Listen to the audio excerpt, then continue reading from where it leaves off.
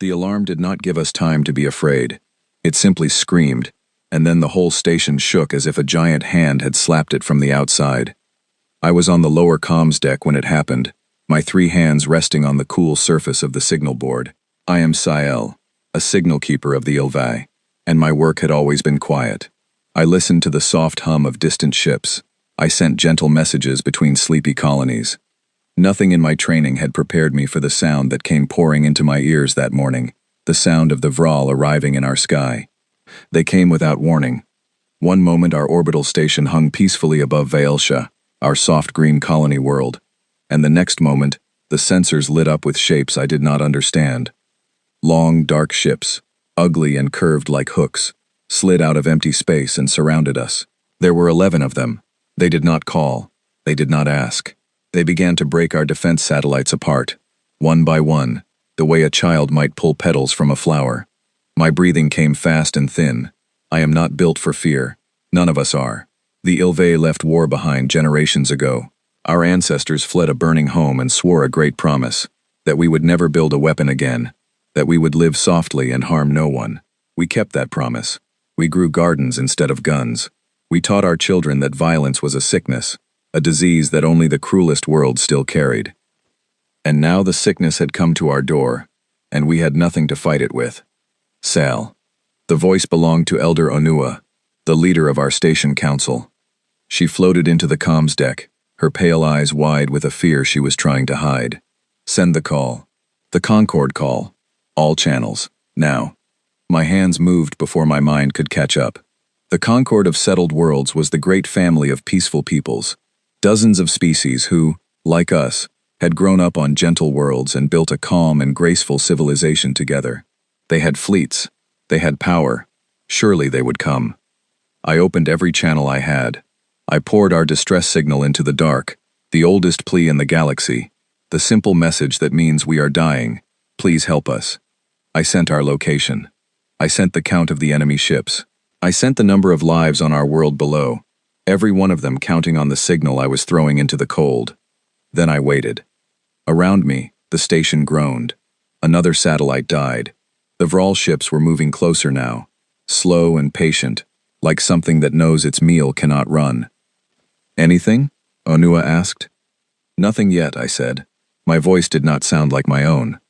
The first reply came after 12 long minutes. It was from the Concord patrol fleet stationed 2 systems away. My chest lifted with hope. I read the message aloud as it scrolled across my board. They regret to inform us, I said slowly, that the situation is, in their words, outside their operational scope. They advise us to evacuate. Onua stared at me. Evacuate to where? With what ships? I had no answer. I sent another plea. I marked it as urgent, the highest level, the kind of message that is only used when a whole people may end. The second reply came from the Veshti Compact, a wealthy garden world with the finest warships in the sector. They send their deepest sorrow, I read, and the words tasted like ash, but the distance is too great, and the risk to their crews too high. They wish us strength. One after another, the answers came, and each one was the same. The Scythii were too far. The Lorien Council was in session and could not act quickly. The beautiful worlds, as they called themselves, all had reasons, all had regrets, all wished us well, and all of them stayed exactly where they were. I understood then, with a cold and sinking feeling, what peace had cost us. We had built a civilization so gentle that no one in it was willing to bleed for a stranger. Everyone wished us well. No one came. Onua sank slowly toward the floor. Send it again, she whispered. Send it to everyone. Send it to anyone. So I did. I stopped aiming the signal only at the polite, civilized worlds. I let it spill out in every direction, across every frequency, even the rough and forgotten ones, the channels that no respectable Concord world would ever use. I sent our cry into the parts of the galaxy that the gentle peoples pretended did not exist. And from one of those forgotten channels, against all hope, something answered. The signal was rough and scratchy, full of noise, the kind of careless transmission that the Concord engineers would have sneered at. But the voice inside it was clear, and calm, and shockingly warm. Vaelsha Station, this is Terran Free Fleet Element. Do you copy? We hear you. Say again your situation. Over. I froze. Every muscle in my body locked tight. Terran. Humans. The word alone made my skin crawl. Every Ilve child knew the stories. The humans came from a world we called, in our oldest texts, a death world. Earth. A place of crushing weight, where the very pull of the ground was strong enough to break the bones of a softer species. A sky full of poison and fire. Oceans that could swallow whole cities. Creatures with claws and teeth that hunted in the dark. And worst of all, the humans themselves, who had grown up in that nightmare and somehow survived it, who had climbed to the top of a world that tried to kill them every single day. The Concord did not let humans dock at their stations. They classified them, in cold official language, as a death world threat. They were not invited to the gatherings of gentle peoples. They lived out on the edges, in their ugly ships, doing the dangerous work that no civilized world would touch. They were the monsters of our bedtime stories, the things we were taught to fear. And now one of them was speaking to me, asking me to say again my situation, as calmly as if we were old friends. My hands shook above the board. Sael. Onua had risen again. She had heard the voice too. Her face had gone gray. Who is that? It is a human ship, I said. The words felt strange and terrible in my mouth. A human fleet, they answered.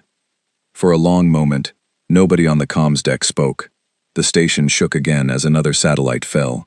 The Vral were nearly upon us now. We had minutes, perhaps, and the only hand reaching out to us in all the wide and gentle galaxy belonged to the thing we feared most. Onua closed her eyes. When she opened them, there was something new and hard in them, something I had never seen in any Ilve before. Answer them, she said. I almost could not do it. My fingers hovered over the board, every instinct screaming at me to cut the channel, to stay with the safe and civilized worlds who had refused us, rather than to speak with the monster who had not. It made no sense. The peaceful ones had let us die. The Deathworlder had come. And still my fear pulled me toward the wrong choice. I pushed through it. I opened the channel.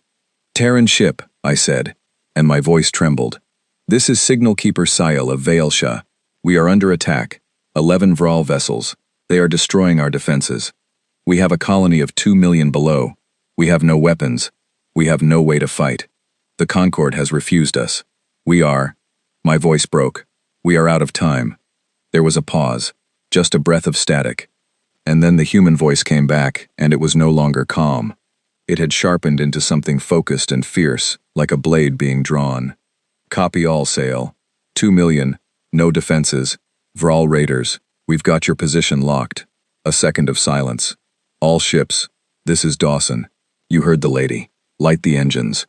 Burn for Vaelsha, hard as they'll go. We are not arriving fashionably late to this one. Wait, I said quickly. Wait, where are you?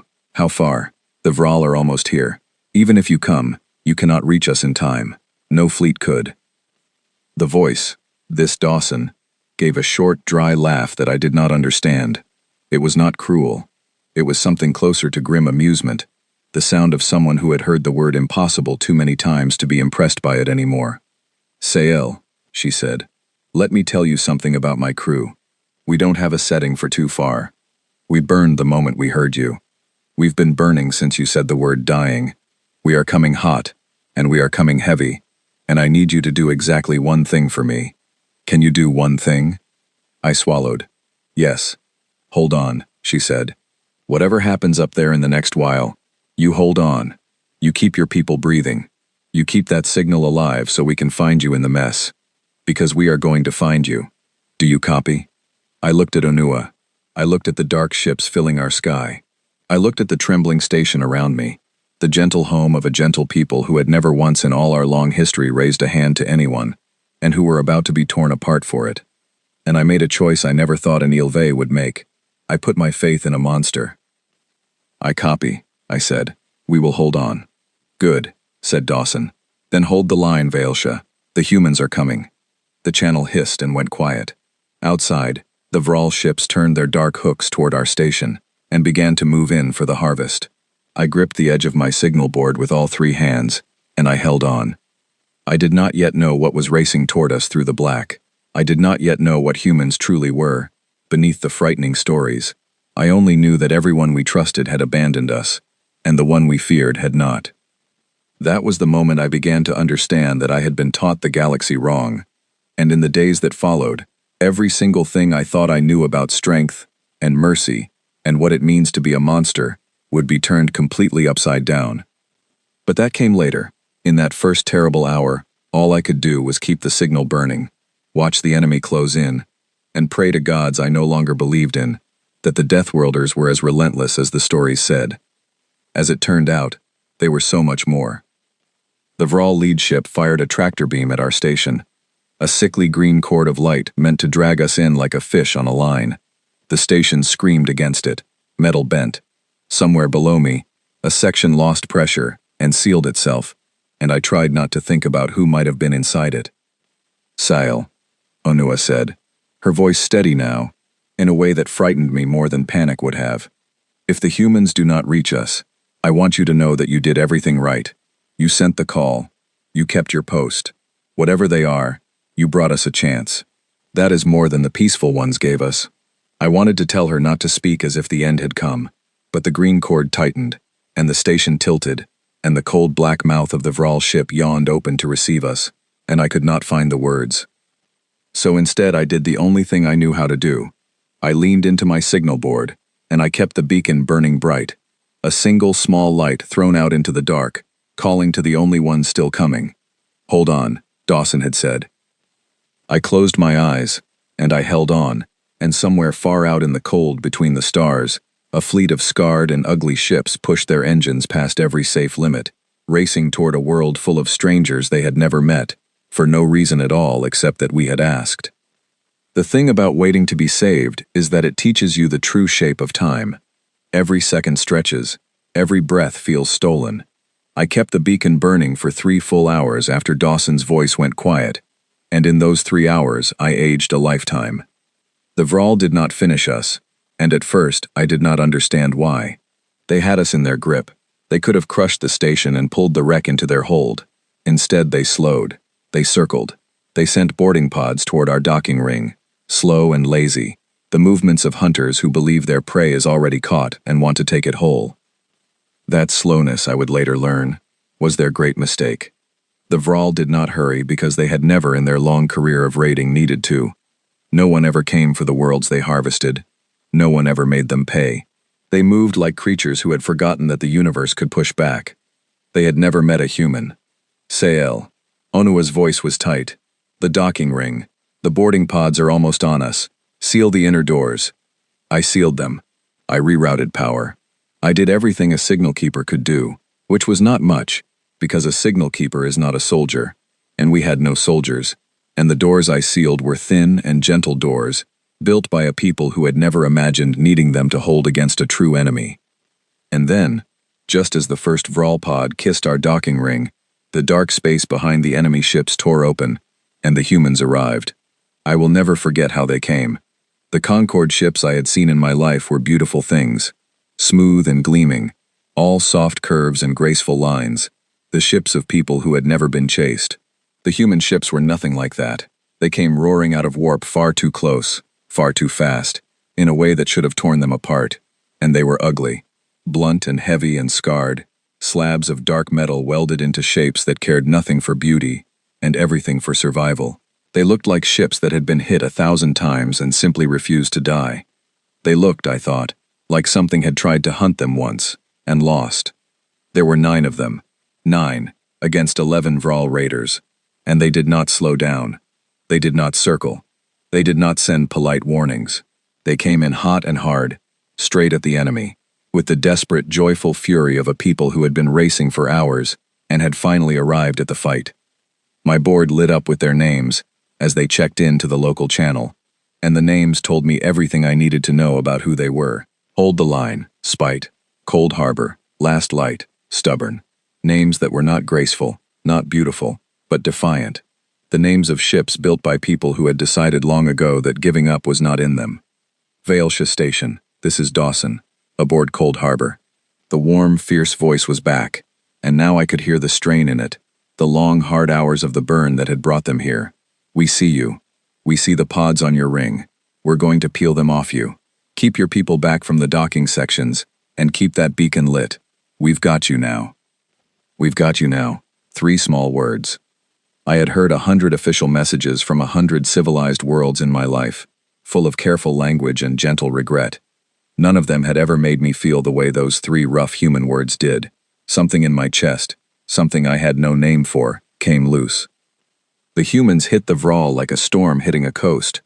I watched it all from my board, the sensors painting the battle in cold lines of light, and I did not have the words for what I saw. The Vral ships were larger. There were more of them. By every measure the Concord taught us, the humans should have hung back, should have traded careful blows from a safe distance, should have fought the slow and sensible fight. The humans did none of that. They drove straight into the middle of the enemy formation, into the worst possible position, and they did it on purpose. Their ugly ships took blows that should have ended them and kept firing through it. Where a Concord captain would have pulled back to protect a wounded ship, the humans pushed forward, putting themselves between the enemy and us, taking hit after hit, so that the Vral guns never once swung back toward the station full of helpless colonists. "Why?" I breathed, watching a human ship called Stubborn swing across our station like a shield, soaking up fire that had been meant for us. Why are they doing that? Why are they protecting us instead of saving themselves? Onua had no answer. She only stared, her gentle eyes full of something between terror and awe. A new voice cut into the channel, younger than Dawson's, sharp and quick. "Cold Harbor, this is Holly on Spite. I've got 2 raiders peeling toward the colony surface. Looks like they're going for the population centers. I'm on them." "Go," Dawson said. "Don't let them touch the ground. Owen, support her." "Copy, Captain," said a deep, steady voice. On Holly's wing. I did not know these people. I had never seen their faces, but I learned their names that hour, the way you learn the names of those who carry you out of a fire, and I have never forgotten them. Holly, quick and fearless. Owen, steady as stone. Dawson, who held them all together with her calm and her fury. And the others, dozens of others, ordinary humans in scarred ships, all of them flinging themselves into a fight that was not theirs, for a people they did not know. The 2 raiders Holly chased had broken away to dive at our colony below, and I understood with horror what they meant to do. Vailsha was undefended. Our cities had no shields against orbital attack. We had never built any. We had never needed to imagine it. Holly's ship, Spite, fell on the raiders like something out of an old nightmare. She got between them and the planet. She took the attacks that had been aimed at our cities onto her own hull instead, and her ship lit up under the strain, and her voice came through gritted and tight. "I've got their attention," she said. "They're off the colony. They're coming for me now. Owen, where are you?" "Right here," said the deep voice, and a second human ship dropped into place beside hers, and together they turned to face the raiders that had meant to harm my world. I had been taught my whole life that humans were monsters, Deathworlders, creatures of violence from a world of violence, dangerous and cruel and best avoided. The Concord said it. Our own teachers said it. I had believed it without ever once asking whether it was true. And here was the truth, painted in light across my signal board. The monsters had come when no one else would. The monsters were standing between my people and harm. The monsters were taking the blows so that 2 million strangers could keep breathing. If these were monsters, then I had spent my whole life misunderstanding the word. The Vral, for their part, were not used to this. I could read it in the way their ships moved, the sudden confusion in their once lazy formation. They had come expecting a harvest, a slow and easy meal. Instead, they had run into something that hit back, and not just hit back, but hit back with a fury and a refusal that they clearly had never encountered before. Their lead ship sent a transmission across the open channel, a cold and grinding demand, the kind of message used to break the spirit of trapped prey. "Unknown vessels," it said, in the flat translated voice of the Vral. "You have entered a claimed harvest. Withdraw, or be added to it. This world belongs to us now. Surrender what you cannot keep." There was a silence on the human channel, and then, one by one, the human ships began to laugh. I had never heard the sound before. I did not have it in my own language. It rolled across the channel, warm and wild and utterly unafraid, the laughter of people who had been told to surrender by something that did not understand them at all. It was not cruel laughter. It was something stranger. It was the laughter of people who had stared down far worse than the Vral on the death world that raised them, and had survived. and who found the demand of these slavers almost funny in how badly it missed the mark. Dawson's voice came through last, still warm, still calm, and underneath the calm was a thing as hard as the cold between stars. "Vral Command," she said, "I want to make sure I understand you. You're telling us to surrender a world that's already under our protection. You're telling 2 million people they belong to you, and you're saying this to a human fleet." A pause. "I'm going to give you one piece of advice, and it's the only one you'll get from me. Run. Run now, and run fast. And maybe you live to tell your friends what happens when you point your ships at people we've decided to keep safe. Because we're not leaving. We don't leave.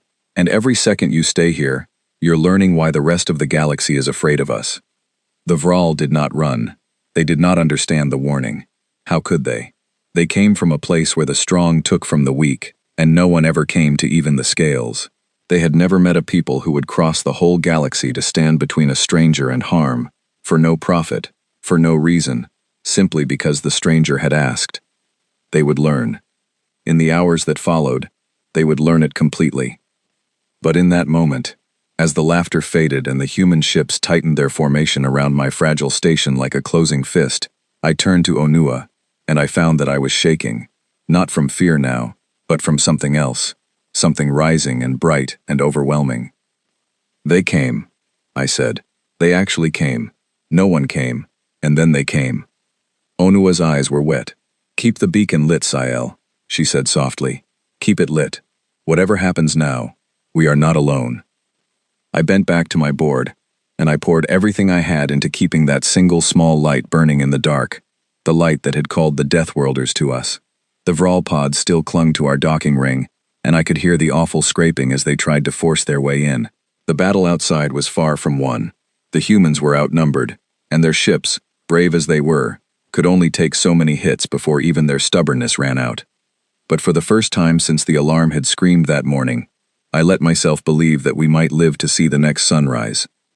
A new alert flashed across my board, and my brief hope curdled into ice. I read it twice to be sure.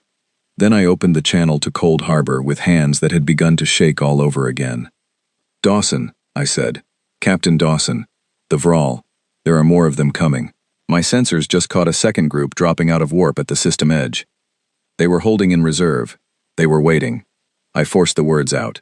"There are at least 40 more ships inbound." "40, Dawson. You are 9. They are about to be more than 50. There was a pause on the channel.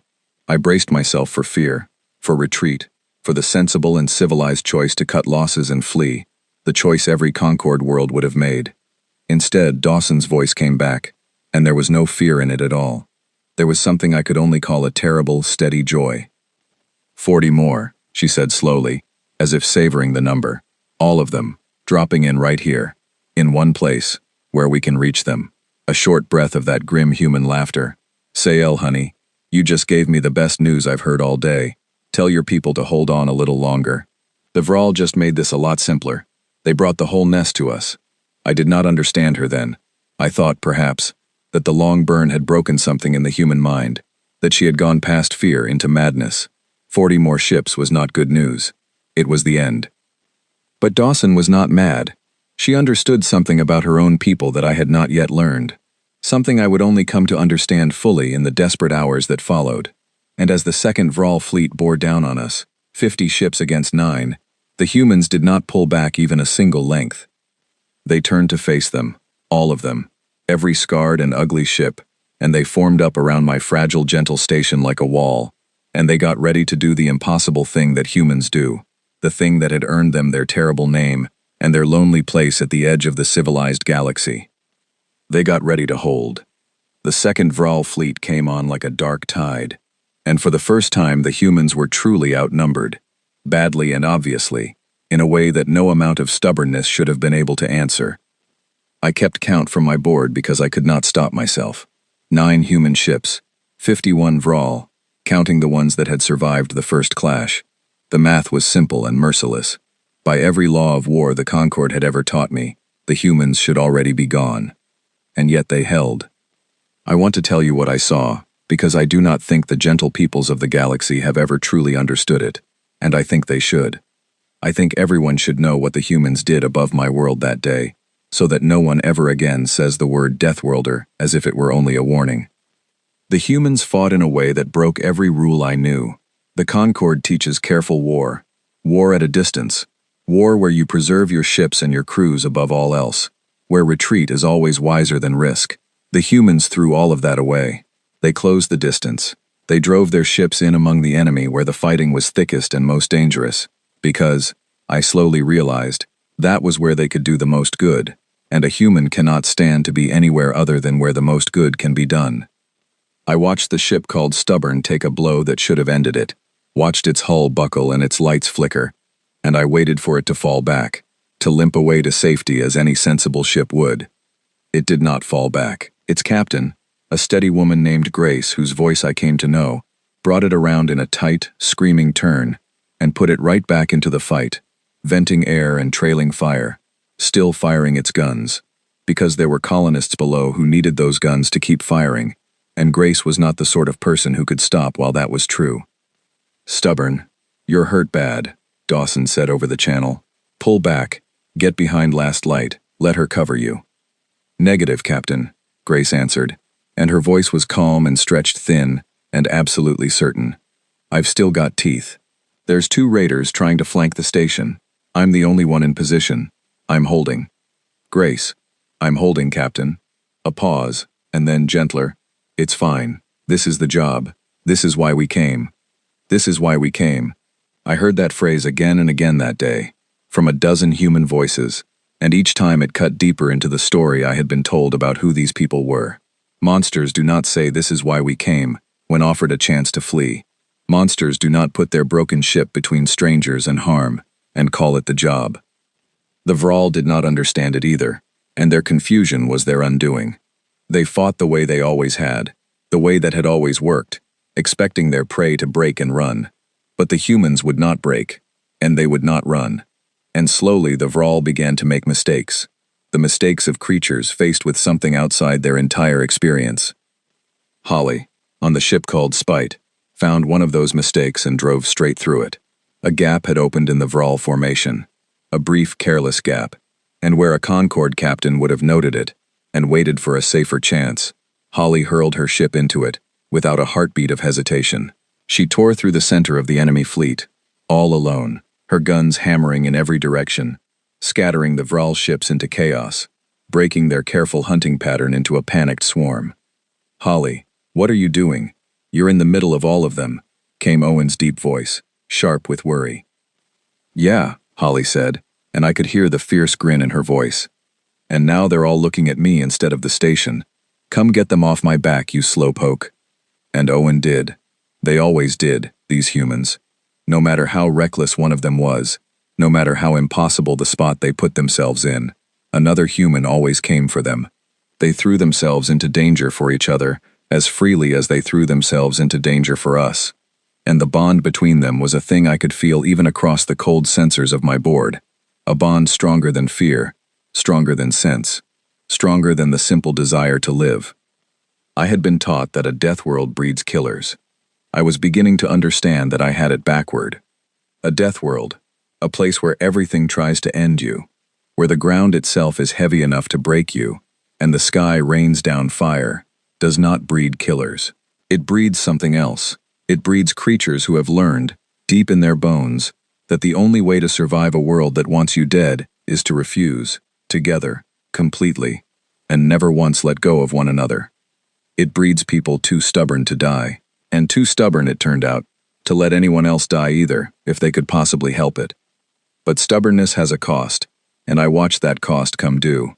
The ship called Cold Harbor, Dawson's own ship, was at the heart of the worst of it, and it had taken too much. I could see it on my board, the slow dimming of its systems, the spreading damage, the way it began to move more slowly, more heavily, like a swimmer growing tired in deep water.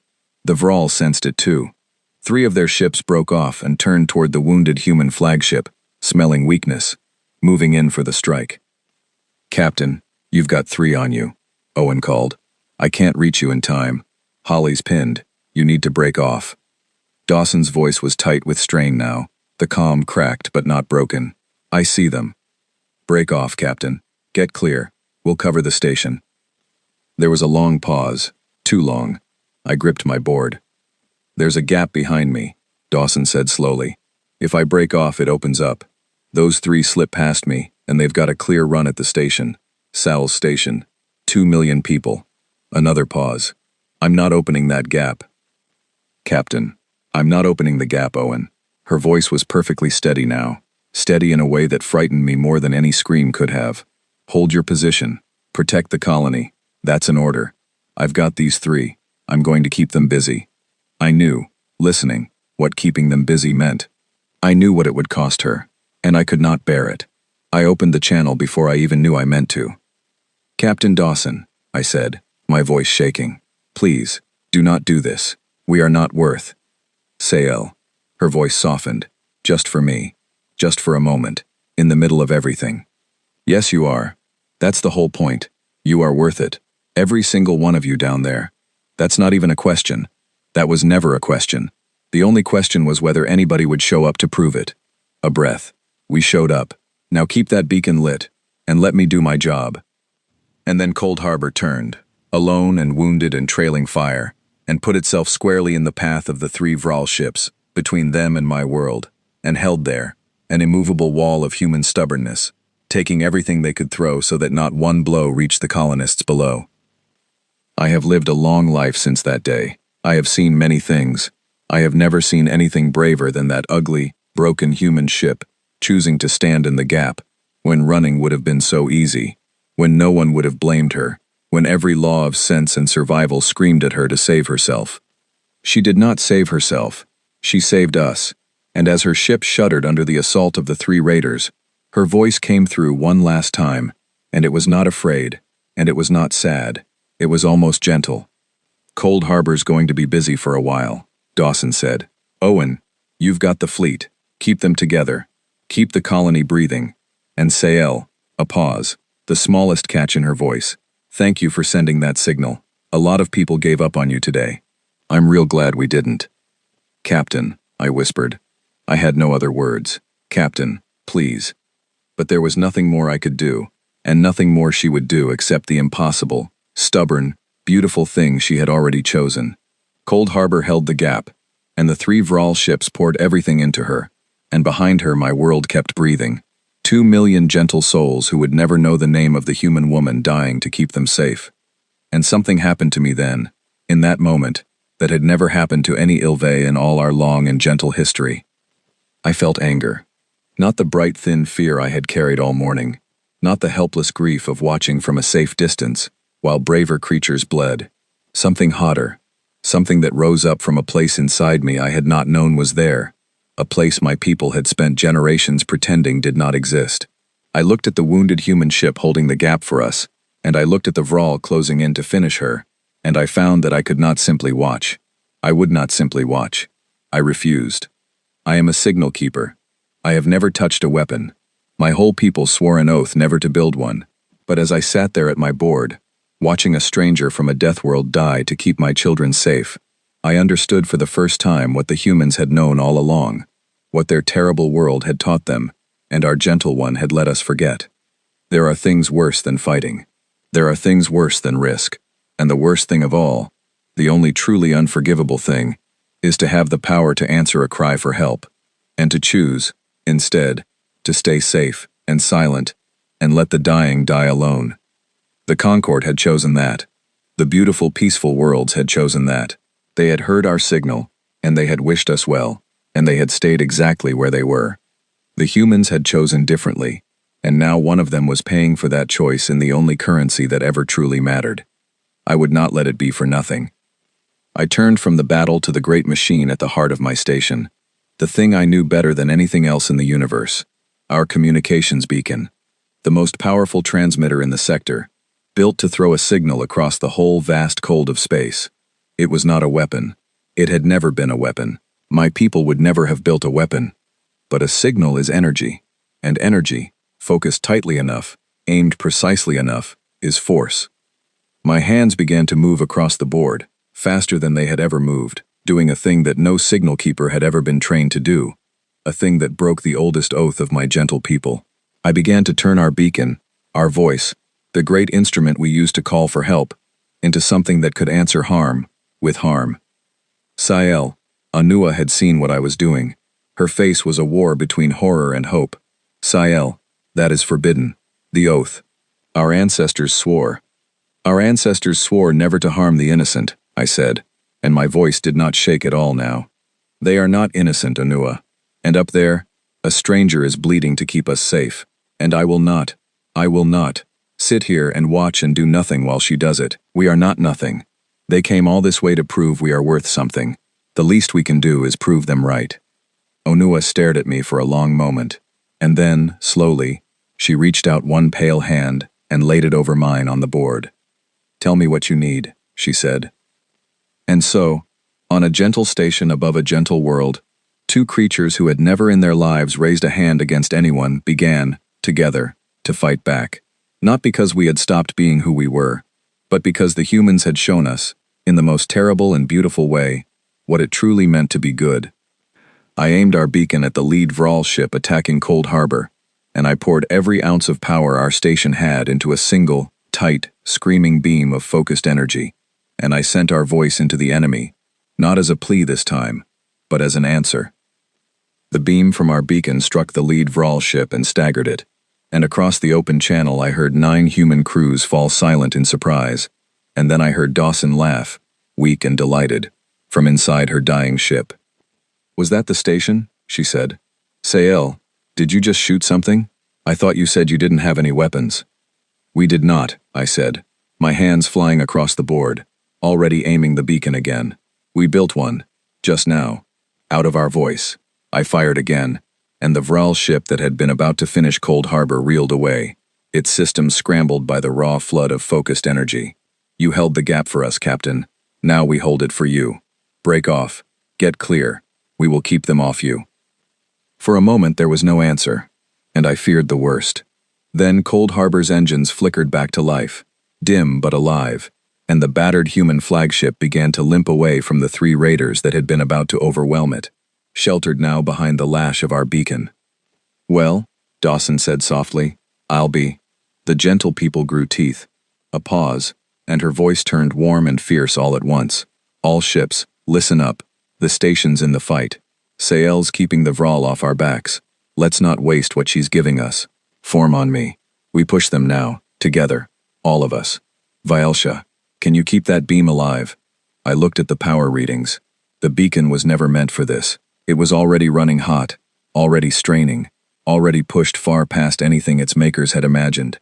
Every shot risked burning it out entirely. If it failed, we would have no voice at all, no weapon and no way to call for help. I can keep it alive, I said, for a while. Tell me where to aim. And then a strange and wonderful thing happened. The battle, which had been 9 ships against 51, became something else. It became 9 human ships and 1 gentle station, fighting as a single thing, the humans calling targets, and the station answering, my beacon clearing the way, and the human ships pouring through the gaps I opened. We were not a fleet. We had never trained together. We did not even share a language without the translators, and yet we moved together, as if we had fought side by side for a lifetime, because we wanted the same thing with our whole hearts, and wanting the same thing turned out to matter more than any amount of training. I aimed the beacon, and Onua fed it power, and the humans threaded through the chaos I made, and slowly, impossibly, the tide began to turn. The Vral, who had never in their long career of harvesting helpless worlds met anything that fought back, did not know how to fight a thing that would not stop. They had numbers, they had bigger ships, but they did not have the one thing that the humans had in endless supply. The thing I finally understood was the true source of their terrible reputation. They did not have the refusal. They did not have that deep, unbreakable, death-world-born refusal to give up, while there was still breath in their bodies, and someone left to protect. Holly, raider breaking toward the colony on your low side, Owen called. I see it. I'm on it. Spite peeled away to chase it down. Grace, how's stubborn holding? Held together with hope and spite, Captain, but still holding. Send me somewhere useful. There's a cluster forming up to make a run at the station. Break them up. On my way. And through it all, between the calls for targets, the humans talked to each other in a way that astonished me. They joked, they teased, In the middle of the most desperate fight I had ever witnessed, with the odds stacked impossibly against them, they laughed and bickered, and called each other names, and checked on one another constantly, a steady, warm river of voices that never stopped flowing. I understood, listening, that this was how they bore it. This was the secret of the Deathworlders. They did not face the darkness alone and grim. They faced it together, holding tight to each other, refusing to let even fear come between them. The teasing was love. The jokes were courage. Every voice on that channel was saying, underneath the words, "I am still here. I have not let go of you. We are still together." It was the most human thing I ever saw, and it was beautiful. But beauty does not stop the cost from coming due. The Vral, even broken and confused, were many, and the humans were few, and ships began to fall. Last Light went dark and silent and drifted, its crew working desperately to bring it back. Stubborn, true to its name, kept fighting long past when it should have stopped, until even Grace's iron voice grew thin and ragged. And my beacon, my poor brave beacon, was dying. I could feel it through the board, the heat building past every safe limit, the systems crying out, the slow, certain knowledge that each shot might be the last. Sail. Onua's voice was tight. The beacon, it cannot take much more. If we keep firing, it will burn out completely. We will lose everything. Our voice, our weapon, all of it. I knew she was right, and I knew, too, that the humans needed me. Without the beacon clearing their way, the Vral numbers would close in again, and the impossible balance we had built would tip back toward the dark. I made my choice. I had been making impossible choices all day, and I had grown almost used to the weight of them. Then we burn it out, I said. All at once, one last time. Onua, I want you to give me everything. Every drop of power this station has. I am going to put it all into a single shot, the biggest the beacon can make. And I am going to give the humans the opening they need to finish this. Onua looked at me, and I saw in her gentle face that she understood exactly what I meant, and that she was afraid, and that she was going to do it anyway. It will leave us defenseless, she said quietly. If it is not enough, we will have nothing left. Then I will make it enough, I said.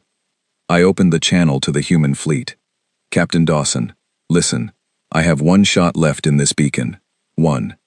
After it fires, the station's voice is gone, and so is our weapon. I need it to count. Tell me where the Vral are weakest. Tell me where one strike does the most. Give me the spot, and I will open a door, and I need you to drive your whole fleet through it, and end this, because I will not be able to do it twice. There was a brief silence. I could almost feel Dawson thinking, weighing, calculating, the way these humans did, fast and sharp under terrible pressure. Their command ship, she said. The big one, center of the formation. It's holding them together. They're slavers, Sail. They only fight as long as someone's making them. You knock out that command ship, the rest lose their nerve and scatter. But it's shielded heavy, and it's deep in the middle of all of them. We can't punch through to it from here, not without losing half the fleet trying. You will not have to punch through, I said. I will. Mark it for me.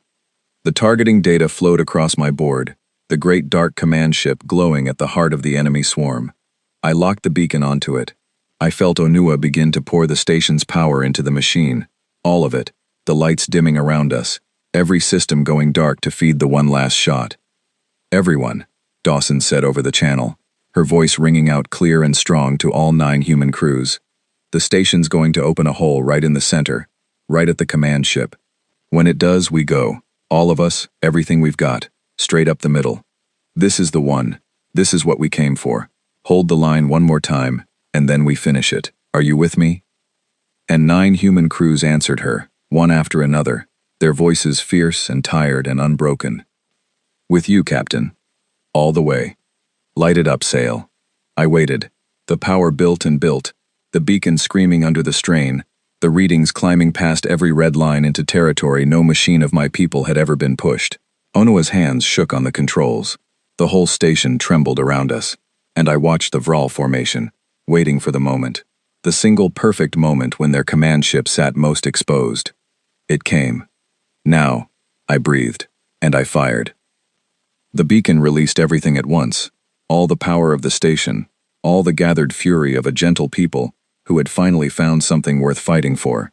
in a single blinding spear of light that crossed the dark and struck the Vral command ship square in its shielded heart.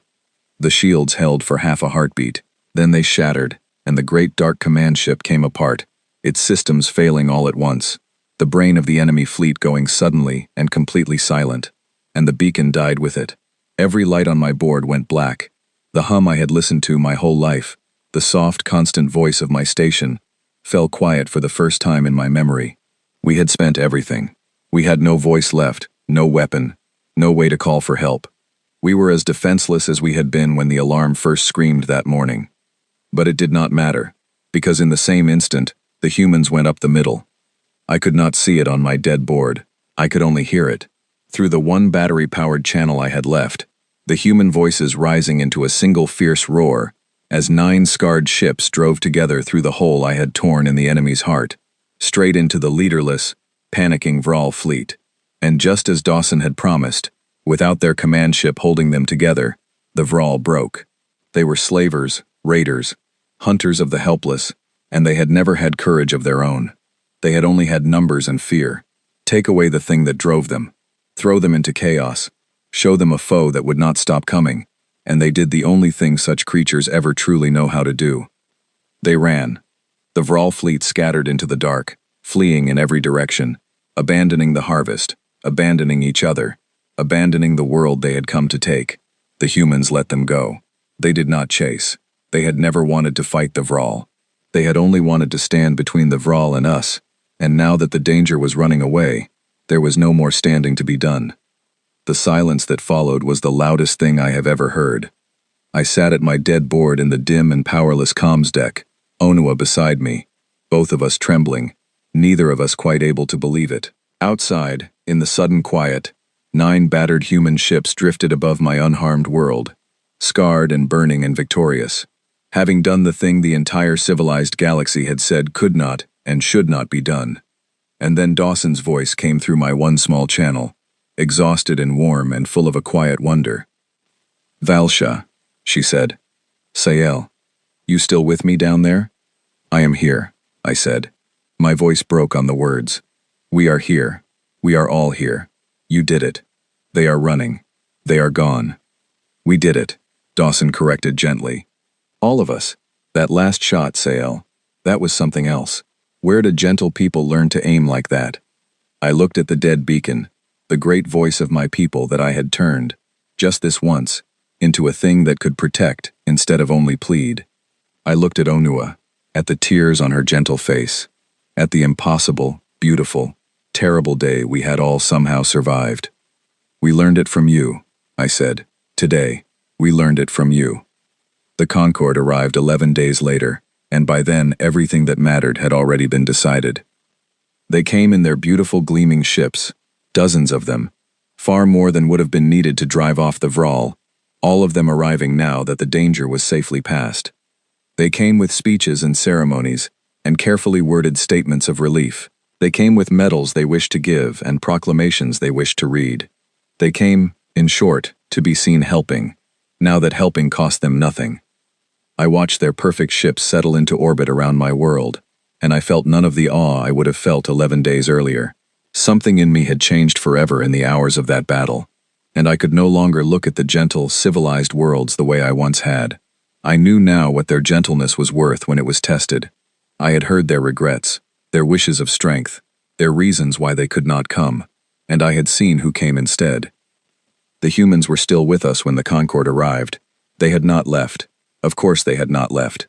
They had spent the 11 days helping us rebuild, their crews working alongside ours, repairing what the Vral had broken, tending our hurt, sharing their food and their tools and their rough good humor, the ones who had survived, that is, because not all of them had.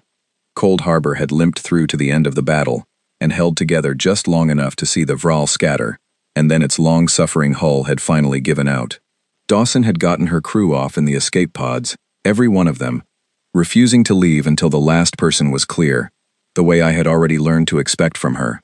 She lived, her ship did not, and when I finally met her in person, this small, tired, soft-spoken woman who had crossed the galaxy to stand between my world and harm, she did not look like a monster at all. She looked like someone's mother. She looked kind. But others had not been so lucky.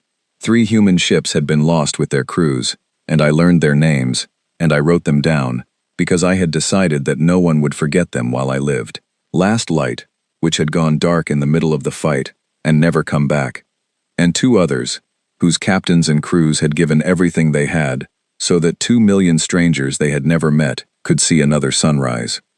When the Concord delegation came aboard my station, they were polite.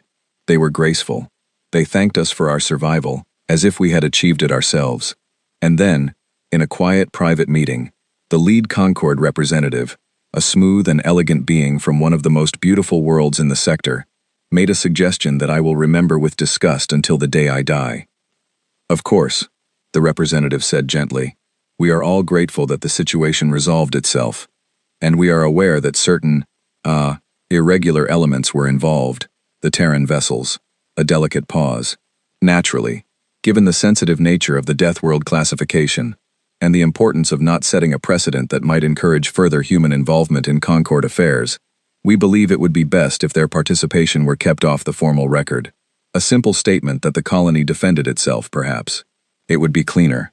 It would avoid complications. I am sure you understand. I looked at this elegant, beautiful creature, sitting safely in my station 11 days after the danger had passed, asking me to erase the names of the people who had died to save my world, because acknowledging them would be inconvenient. And I understood, finally and completely, the difference between the 2 kinds of people the galaxy had shown me. No, I said. The representative blinked. I beg your pardon? No, I said again, and I rose to my full height, which is not very great, for the Ilve are not a large people, but I had never in my life felt taller. Their participation will not be kept off the record. It will be the record. I am the signal keeper of this station. I keep the truth, and I send it out into the dark, and that is exactly what I am going to do. Signal keeper, I really must advise. You sent us your regrets, I said. All of you. I have them saved. Every message. The Veshti who were too far, the Scythia who were too busy. Your own council, who found our situation outside their operational scope. I have them all. And I have the only message that mattered. The one from a rough little channel on the edge of the galaxy. The one that said, we hear you. We are already burning. Hold on. My voice did not shake. You want me to erase the ones who came, to protect the comfort of the ones who did not. I will not do it. I would sooner erase myself. The representative left my station without another word, and the Concord delegation departed soon after, their beautiful ships gleaming as they slipped away, taking their medals and their speeches with them. I did not watch them go. I had work to do. I went back to my board, to the beacon we had repaired in those 11 days, the great voice of my people, and I composed the truest message I had ever sent. I told the whole story, every part of it, holding nothing back. I named the worlds that had refused us. I named the humans who had answered.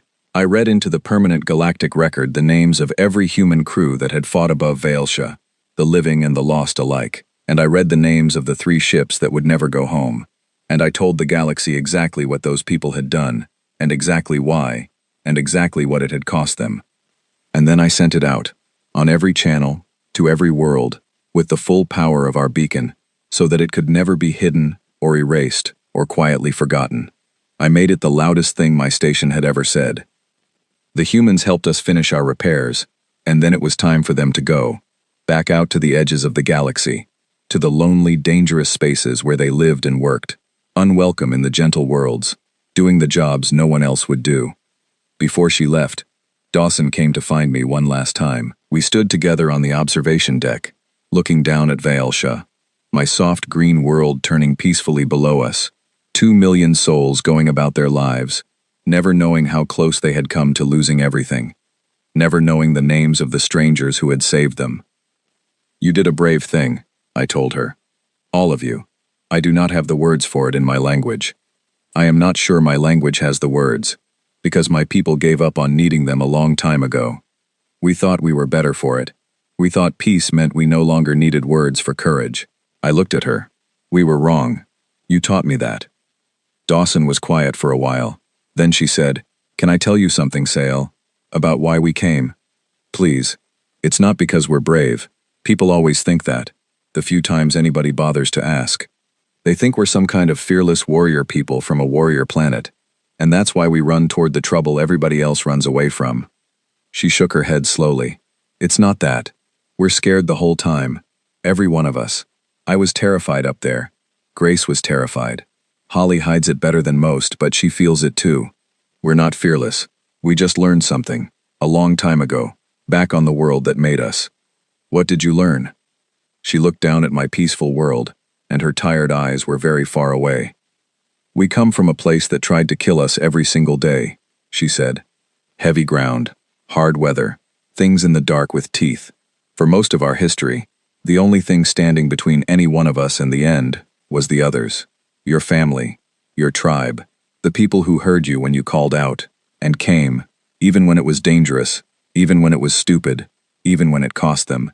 That's the only reason we survived a world that wanted us gone. Not strength, not courage, just that. We don't leave the screaming unanswered. We can't. It's the deepest thing in us. It's older than our cities and our ships and our laws. When something cries out for help, we come. Even when it's foolish. Especially when it's foolish. She smiled, small and tired. The rest of the galaxy thinks that makes us monsters. They classified us, you know. Deathworld threat. They keep us at arm's length because we frighten them. And maybe we should frighten them. But not for the reasons they think. I thought about everything I had seen. The ugly scarred ships racing across the galaxy for strangers. The wounded captain holding the gap. The voices on the channel, joking and bickering and loving each other in the middle of the dark. The names I had read into the record. The people who would never go home. They call you Deathworlders, I said slowly, and they mean it as a warning. A world that breeds killers. But that is not what it means at all, is it? No, Dawson said softly. It isn't. A death world does not breed killers, I said, and I felt the truth of it settle into me like something I would carry for the rest of my life.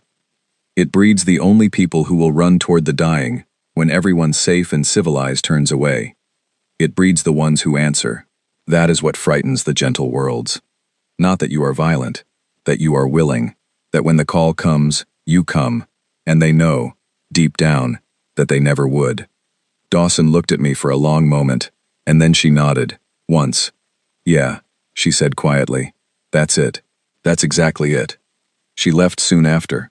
The human ships lit their engines and turned for the edge of the galaxy, and I watched them go until they were only points of light, and then nothing at all, swallowed by the dark they lived in. They did not ask for thanks. They did not wait for medals. They simply went back to their lonely work, ready to answer the next call, from the next world, that no one else would help. In the seasons that followed, my people did something we had never done before. We built a monument, not to a victory, for we did not think of that day as a victory exactly. It had cost too much for that. We built it to the humans. A simple thing, on the highest hill of our largest city, where everyone could see it. The names of all the crews who had come for us, carved deep so they could never wear away. And beneath them, in our oldest and most formal script, a single line. They heard us, and they came. Children visit it now. They ask their parents who the humans were, and their parents tell them the story, the true story, the one I sent out into the galaxy on the full power of our beacon. They tell them about the day the gentle worlds wished us well and stayed home, and the Deathworlders crossed the stars to stand between us and the dark. And something else has changed too. Something larger than my one small world. The message I sent out that day did not stay quiet. It traveled. Other worlds heard it. Other peoples, in their own moments of terror, remembered it. And slowly, across the whole sector, a new thing has begun to happen. When the harvest comes for some helpless colony, when the slavers or the raiders or the cruel and the hungry descend on a world that cannot defend itself, that world no longer sends its first cry to the Concord. They have learned what the Concord's regrets are worth. Instead, they send it to the edge of the galaxy. They send it to the rough little channels that no civilized world will use. They send it to the ugly scarred ships and the tired kind people who fly them.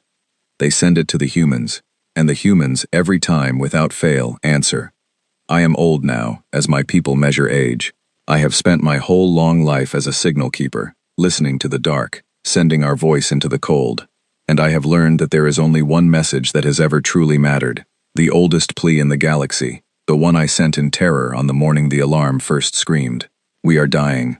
Please help us. For most of my life, I believed the only ones worth sending it to were the gentle and the civilized and the strong. I was wrong. I know now exactly who to call when the dark closes in. I know exactly who will answer. When I was young, my people prayed that the Deathworlders would never find us. We feared them above all things. We told frightening stories about the monsters from the world that breeds killers. I am not young anymore, and I have learned better. And now, when the dark closes in, when the alarm screams and the enemy fills the sky, and the gentle worlds wish us well and stay safely home, I do not pray that the Deathworlders will stay away. I pray that they will come. And so far, every single time, they have.